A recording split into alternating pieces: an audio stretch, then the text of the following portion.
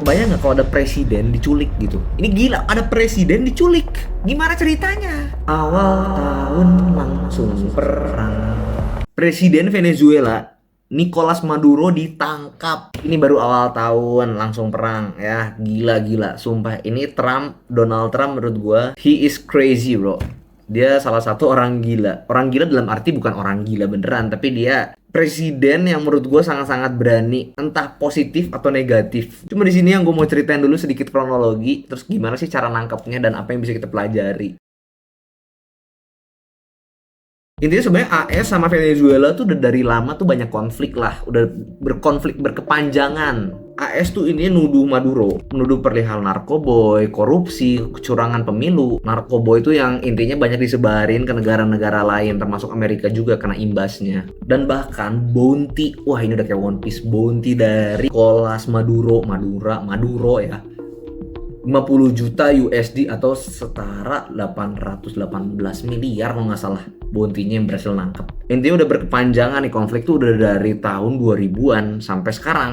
Dan sekarang tuh menjadi puncaknya. Dan ternyata ini menurut Venezuelanus tahun 2024 sampai 2025 tuh udah ada rencana untuk penculikan Presiden Nicolas Maduro. Tapi di situ gagal, jadi gagal untuk menculik Nicolas Maduro. Beberapa bulan sebelum 3 Januari 2026 itu adalah tanggal penculikan Nicolas Maduro. Jadi CIA dan Intel AS tuh mengumpulkan informasi gitu. Informasi tentang rutinitas, lokasi, kebiasaan Maduro. Itu tuh semua dianalisis dulu gitu. Gimana sih? Bahkan dibikin latihan dan simulasi. Lu bayangin aja, dibikin latihan dan simulasi, udah disiapkan juga bentuk kediamannya tuh udah dibikin juga bro, buat latihan nanti kalau mau culik kesini.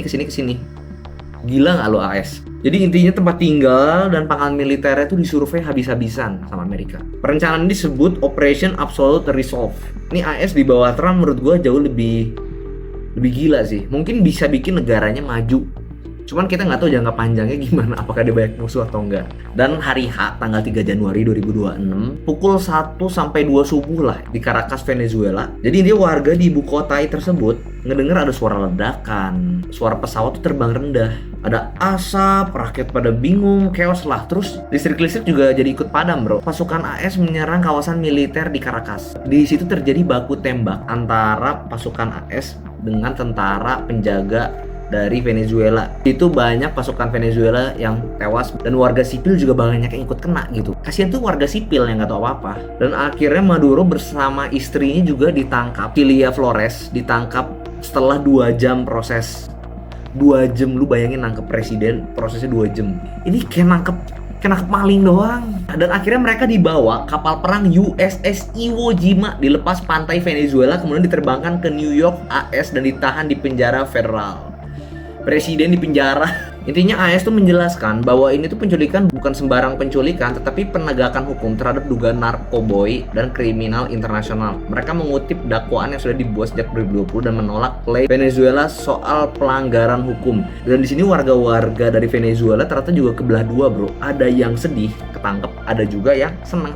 Bahkan merayakan dan berterima kasih ke Trump. Semenjak kepemimpinan Nicolas Maduro ini, dia udah 13 tahun. Dan di Venezuela tuh gak ada 2 periode. Jadi bisa sepanjang apapun bro. Kalau di kita kan 2 periode udah. Kalau di sini bisa terus-terusan. Makanya banyak yang bilang kecurangan pemilu. Selama dia mimpin ya terjadi kemiskinan, kelaparan di mana-mana, hancurnya keuangan Venezuela. Itu sangat berdampak dan menguntungkan pihak-pihak yang banyak duit aja gitu.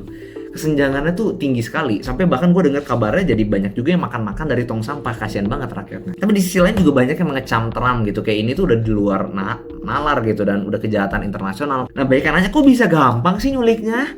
Bisa gampang, malahan lebih susah nyuri makanan dari Indomaret gitu. Apakah Venezuela nggak punya militer? Venezuela tetap punya militer. Kalah teknologi, kontrol udara, kalah intel, kondisi internal rapuh, operasi super spesifik dan cepat. Proses itu cepat banget dan gelap gitu. Loh, terus ini gimana PBB kok diem aja? Negara-negara lain gimana? Kok diem aja? Cina gimana? Rusia gimana? Aduh.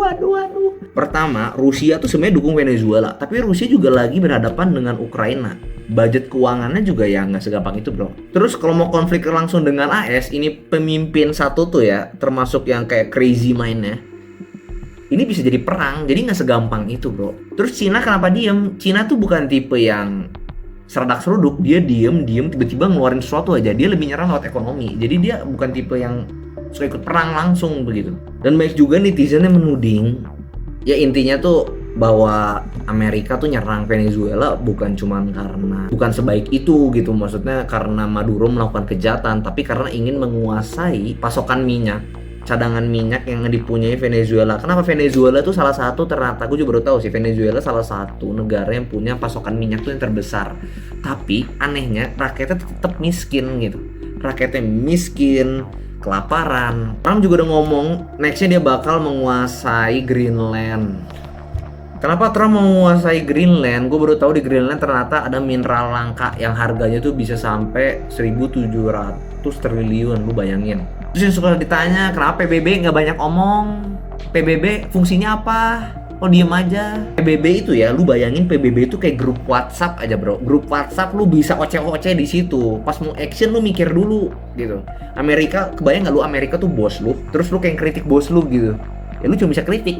Tapi lu nggak mungkin datang takol gitu. Kenapa takut? Soalnya dia bisa mempengaruhi ke lu gitu. Lu bisa jadi miskin, bisa jadi gimana gitu. Intinya begitu. Jadi cuman bisa ngasih udah dong jangan begitu. Ujungnya cuman ngomong pas lagi pidato, kami mengecam tindakan Amerika, tapi udah nggak bisa apa-apa lagi. Mirisnya begitu, karena yang punya kekuatan ya AS. Ketika lu nyerang AS, ekonomi bisa guncang, dan banyak negara yang tergantung sama dia. Gue yakin juga banyak negara yang sebenarnya nggak setuju. Cuman ketika dia belum action, pasti ada konsekuensinya. Entah hubungannya jadi rusak, jangka panjang nggak baik.